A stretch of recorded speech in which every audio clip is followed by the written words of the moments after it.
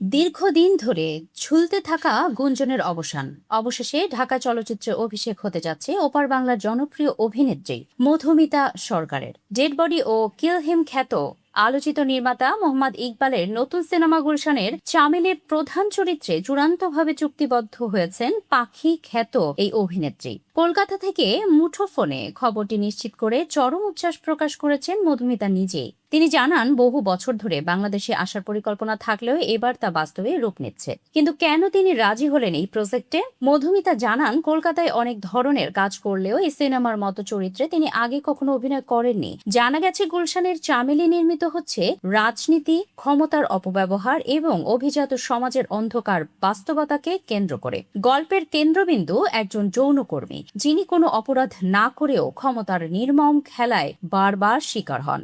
এই সিনেমার সবচেয়ে বড় বিশেষত্ব হলো এতে প্রচলিত অর্থে কোনো নায়ক থাকছে না। পুরো গল্প আবর্তিত হবে মধুমিতাকেই ঘিরে।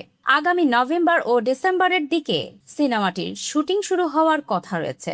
বাংলাদেশে আসা নিয়ে ভীষণ শিহরিত মধুমিতা। তিনি বলেন, সেই বোঝে না ধারাবাহিক থেকেই আমি খেয়াল করেছি কলকাতার বাইরে বাংলাদেশে আমার অসংখ্য ভক্ত রয়েছে। আজকে আমি যতটুকু ভালোবাসা পাচ্ছি তার বেশিরভাগটুকুই বাংলাদেশি দর্শকদের দান। আমি তাদের প্রতি আজীবন কৃতজ্ঞ এবং বাংলাদেশে এসে তাদের সঙ্গে দেখা করার জন্য ব্যাকুল হয়ে যাচ্ছি।